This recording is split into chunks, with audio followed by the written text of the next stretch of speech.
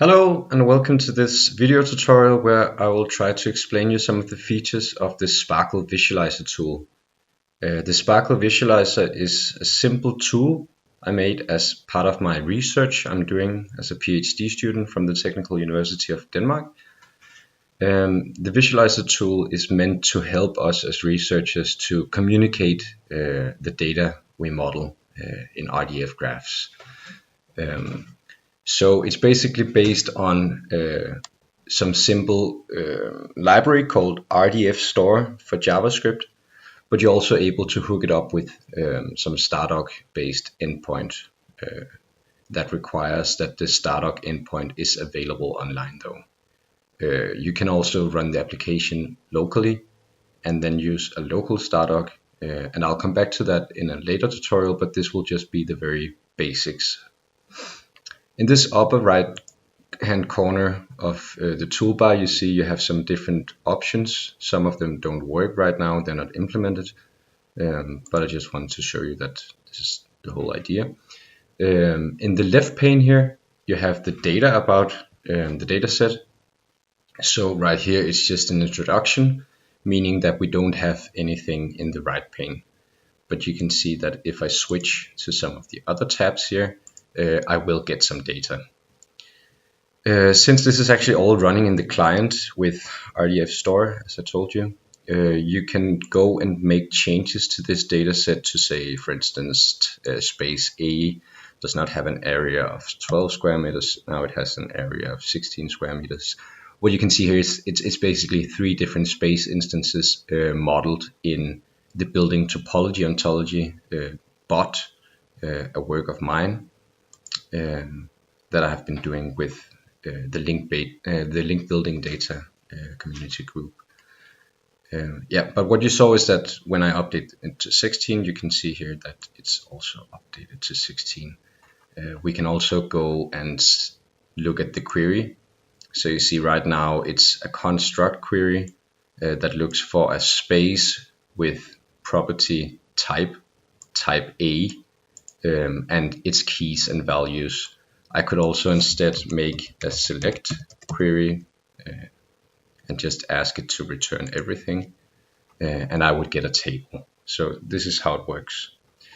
The idea is that you go and make visualizations like this, where you have a description, you have a set of data sets that people can look through, and you already type in the queries that people are supposed to see. And the way it's handled right now, I know it would be better if we have it in a database, but right now I'm just hosting it as a GitHub page, so it's not possible. But what you can do is that you can go and make a simple JSON file. The structure of the JSON file is something like this. You have some information about the project, a title, who's the creator of it, and a set of tabs. And what you see is that now I have this on my Dropbox. It has to be publicly available, of course, for GitHub to find it. What we can do is that we create this Dropbox share link of the file, and then we actually just enter it as a URL query parameter here. So we say file equals, and then just paste it in.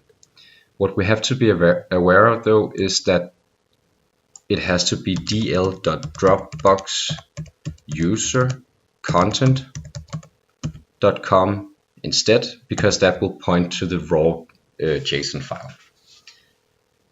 And now you see this file only has one tab called info, as the JSON file here says, and then it has a short description. It has a very simple data set. Mads knows Peter. We could just say now that I also know Geo, and I also know Matthias. Try and update it. Knows Peter, Geo, Matthias. Should work. Does work. And we could also update the query to be a select. Query it again. I could add a description here. It supports Markdown language, so that means that you can, for instance, add a small code. I have to go with that one.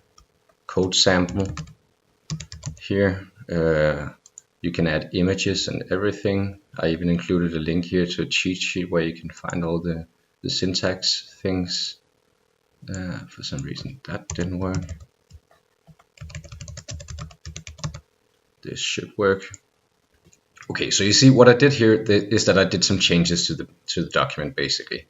And what I can do this then is to click this button here, and it will give me the JSON, which I can then go back to my JSON file, add in here, and we will get a new tab. I could call that my second tab, save that file, and if we update the page, it will read the other file from Dropbox. Yeah, that's basically it. What I didn't show you was that you can also enter this full screen mode in order to see your graphics. You can even actually download it as an SVG file. Scalable vector graphics. It's a vector file, so it will scale. It will scale quite nicely. It will actually scale to infinity. So you can use it in reports, presentations, whatever. You can see if we go and open this in Google Chrome, we'll have it here. So that was it for the first tutorial. I hope you got the basics of how it works, or else just feel free to give me, to ask me, basically. Yeah.